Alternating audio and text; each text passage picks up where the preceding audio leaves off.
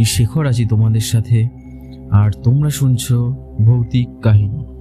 আমাদের আজকের গল্পটি আমরা নিয়েছি রহস্যময় ভূতের গল্প এই বইটি থেকে।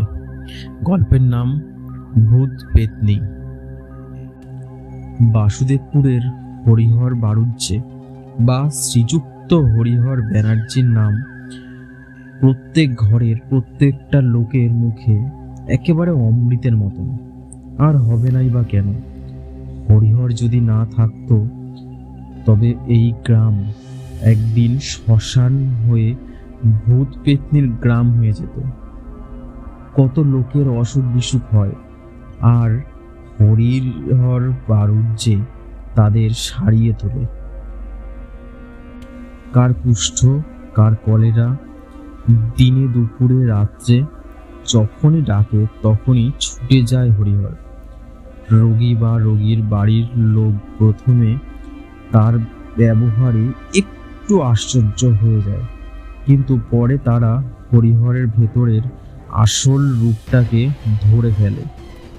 এখন আর কেউই তেমন কিছু একটা মনে করে না। ডাক্তারটা ছিল বড্ড গরিব, আর গরিব হবে নাই বা কেন? কখনো মুখ ফুটে একটা পয়সা চাইতো না। চাইলেই বা দেবে কোত্থেকে? গ্রামের নাম যদি দুঃখী গ্রাম হতো তো নামটা মন্দ হতো না। 25 বছর ধরে ডাক্তারি করছে হরিহর। ছোটবেলা থেকেই তার ইচ্ছে বড় হয়ে ডাক্তার হবে। ডাক্তার হয়ে সে মানুষের সেবা করবে। তাই আজ অবধি মানুষের সেবাই করে চলেছে। গ্রামের লোকজন অবশ্য ডাক্তারি ফি বাবদ পয়সা করি দিতে পারত না, কিন্তু দেবতার মতো সম্মান ও শ্রদ্ধা করত। গ্রামের কোনো লোক তার মুখের উপরে কথা বলতেও সাহস পেত না। এই সেদিনের কথা। রাত তখন প্রায় 1-1:30 হবে। সনাতনের মা প্রায় যায় অবস্থা। 3 মাস ধরে বুড়ি ভুগছে। যমদূত প্রায় ঘরের চৌকাঠে বসে আছে বললেই চলে, কিন্তু চৌকাঠের ভেতরে প্রবেশ করতে দিচ্ছে না ওই হরিহর ডাক্তার। কি যেন একটা বুকের ব্যামোয় বুড়ি ভুগছে। বুড়িকে দেখে ডাক্তার সমস্ত ওষুধপত্র দিয়ে বেরোলো। রাত তখন প্রায় 2:30। বুড়ি দিব্যি নাক ডাকিয়ে ঘুমোতে লাগলো। বাড়ির বাইরে এসে সনাতন ডাক্তারকে এগিয়ে দিয়ে আসতে চাইল, কিন্তু ডাক্তার বারণ করতে সে আর এগোলো না। কারণ সে কেন, গ্রামের কেউই হরিহরের মুখের উপর বিশেষ একটা কথা বলতে সাহস পায় না। আসার সময় হরিহর সনাতনের সঙ্গে ডান দিকের পথ ধরে এসেছিল। অবশ্যই একটু বেশি পথ হাঁটতে হয়েছিল, কিন্তু বাঁ দিকের পথ ধরে গেলে হরিহর ডাক্তারের বাড়ি খুব কাছে হয়। কিন্তু লোকে বলে বাঁদিকের রাস্তাটা নাকি খুব বিপজ্জনক। ওদিকে সন্ধ্যের পর কোনো মানুষজন ওই পথ হাঁটে না। ওদিকে গেলে একটা পুরো বাড়ি পড়ে। দিনের বেলায় অবশ্য সেই বাড়িতে গ্রামের ছোট ছোট ছেলেরা খেলাধুলো করে, কিন্তু সন্ধে হলে সেই বাড়িতে আর কেউ যায় না। এই বাড়ির অবশ্য একটা ইতিহাস আছে। আজ থেকে বেশ কয়েক বছর আগে এই বাড়িতে বাস করত গ্রামের জমিদার। জমিদারের কোনো পুত্র সন্তান ছিল না। জমিদার তার স্ত্রীকে প্রচণ্ড ভালোবাসত। একদিন জমিদারের স্ত্রীর প্রচণ্ড পেটের ব্যামো হয়, কিন্তু তখনকার নিয়ম ছিল কোনো স্ত্রীলোকের ঘরে বা অন্দরমহলে কোনো পুরুষ ঢুকতে পারবে না। তাই জমিদারের স্ত্রী যে সেবিকা ছিল, সে যা পারত সেই সেবা শুশ্রূষা করছিল, কিন্তু কোনোভাবেই তাকে বাঁচাতে পারেনি। জমিদার স্ত্রীকে এত ভালোবাসত যে স্ত্রীর মৃতদেহের ওপর মাথা রেখে মূর্ছা যায়, আর কোনোদিন তার জ্ঞান আসেনি। সেই থেকে বাড়িটি খালি পড়ে আছে। সবাই বলে রাতে ওখানে ভূত পেতনির আড্ডা বসে। ডাক্তার সুবিধার জন্য বাঁদিকের রাস্তা ধরেই হাঁটতে শুরু করলো। দূর থেকে সনাতনের নজরে পড়ল। সে ডাক্তারবাবু ডাক্তারবাবু বলে চেঁচাতে চেঁচাতে হরিহরের সামনে এসে বলল, ওই পথ দিয়ে যাবেন নে গো ডাক্তারবাবু। কেন, কি হয়েছে? রাতের বেলা ওই পথ দিয়ে কেউ যায় না, সে পথ দিয়ে গেলে আপনার বিপদ হতে পারে। ডাক্তার ধমক দিয়ে বলল, দূর, আমার আবার কি বিপদ? আমার আবার বিপদ কি রে? তুই যা, ও আমি ঠিক চলে যাব। বুঝিস না, এদিক দিয়ে গেলে আমি একটু তাড়াতাড়ি যেতে পারবো। ওদিকে আবার আমার বউ যে আমার জন্য পথ চেয়ে বসে আছে। যা যা। সনাতন আর বিশেষ কিছু বলতে সাহস পেল না, শুধু মনে মনে দুর্গা নাম জপ করতে লাগলো। তারপর ভাবল, দেবতার কি কখনো ক্ষতি হয়? সামনের দিকে তাকালে ধূ প্রান্তর, চাঁদের আলোয় সবুজ প্রান্তর কেমন যেন কালচে রূপ নিয়েছে। কিছুটা পথ যেতেই কে যেন চেঁচিয়ে উঠল, ডাক্তারবাবু, ও ডাক্তারবাবু, আমার সঙ্গে শিগগির একবার চলুন। ডাক্তার দেখল ধুতি পাঞ্জাবি পরা একটা মাঝবয়স্ক ভদ্রলোক তাকে ডাকছে। ডাক্তার জিজ্ঞাসা করল, কি হয়েছে, কি ব্যাপার? আমার স্ত্রীর ভীষণ শরীর খারাপ, আপনি একবার চলুন। ডাক্তার বলল, আপনি কি করে জানলেন এত রাতে আমি এ পথ দিয়ে যাব? সে বলল, আমি খবর পেয়েছি যে আপনি রাতে গ্রামে রোগী দেখতে এসেছেন। আপনি শিগগির চলুন, নইলে ওকে বাঁচানো যাবে না, বেচারি অনেক দিন ধরে ভুগছে। ডাক্তার বলল, আপনাকে তো আগে কোনোদিনও দেখিনি। ভদ্রলোক, আপনি আমাকে না চিনলে কি হবে?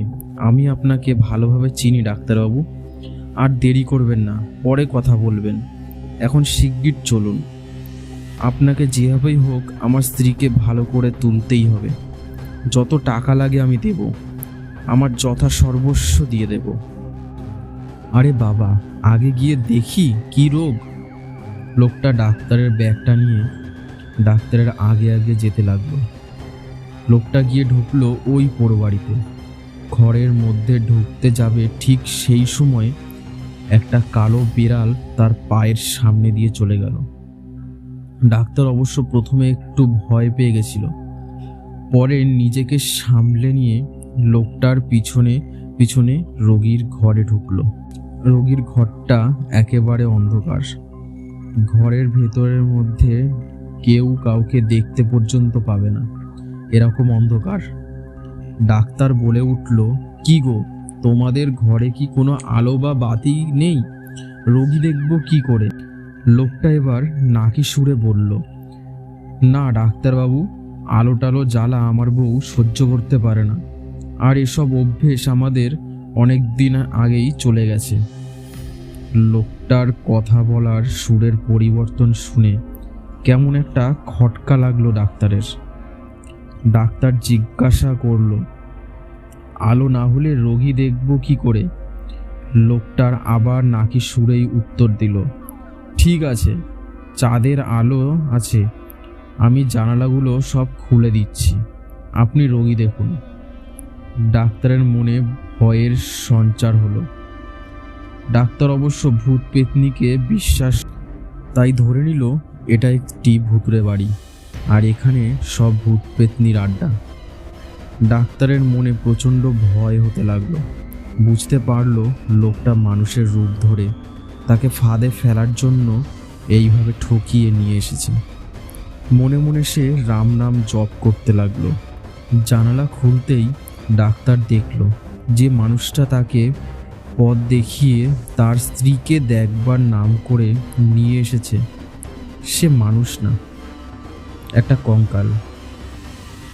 তার সারা দেহের হাড়গুলো সব লিকলিক করছে, চোখ দুটো যেন জ্বলছে। ডাক্তার ভয় পেয়ে ছোট্ট ছেলের মতো বলতে লাগলো, এ আমাকে কোথায় নিয়ে এসেছেন? আমি বাড়ি যাব, আমায় ছেড়ে দিন। শুনে কঙ্কাল বলল, বললাম তো যত টাকা লাগে আমি দেব, আগে আমার স্ত্রীকে ভালো করে তবে যাবেন। এই বলে লোকটা তার স্ত্রীর শরীরের চাদরটা তুলতেই দেখা গেল তার সারা শরীরটা কঙ্কালের মতো, চোখ দিয়ে যেন আগুনের ছটা বেরোচ্ছে। ডাক্তার ভয় পেয়ে গেল, প্রচণ্ড ভয় পেল। মূর্ছা যাওয়ার মতো অবস্থা হলো তার মুখ দিয়ে কোনো কথা বেরোচ্ছিল না। তাই দেখে কঙ্কাল লোকটা বলল, ডাক্তারবাবু ভয় পাবেন না, আমরা আপনার কোনো ক্ষতি বা অনিষ্ট করব না, শুধু আমার বড় আদরের বউকে ভালো করে দিন। কঙ্কালটা খাটের তলা থেকে একটা বড় পুঁটুলি বার করে ডাক্তারের ব্যাগে ঢুকিয়ে দিয়ে বলল, এই নিন, আপনার যত খরচ হয় করবেন, শুধু আমার বউকে সারিয়ে তুলুন। কঙ্কাল লোকটা ডাক্তারের দিকে তাকিয়ে তাকিয়ে কথা বলতে লাগলো আর ক্রমশ তার দিকে এগিয়ে আসছিল। ডাক্তারও তত ভয় পেয়ে গেল। শেষে যখন ডাক্তারের একেবারে কাছে চলে আসলো তখন ডাক্তার ভয়ে অজ্ঞান হয়ে গেল। পরদিন ভোরবেলা সূর্য তখনও মুখ দেখায়নি। ডাক্তারের জ্ঞান ফিরল। সে দেখতে পেল কোনো এক ভাগাড়ে শুয়ে আছে নোংরা আবর্জনার মধ্যে। পাশে কতগুলো কুকুর নোংরা আবর্জনা গিলছে।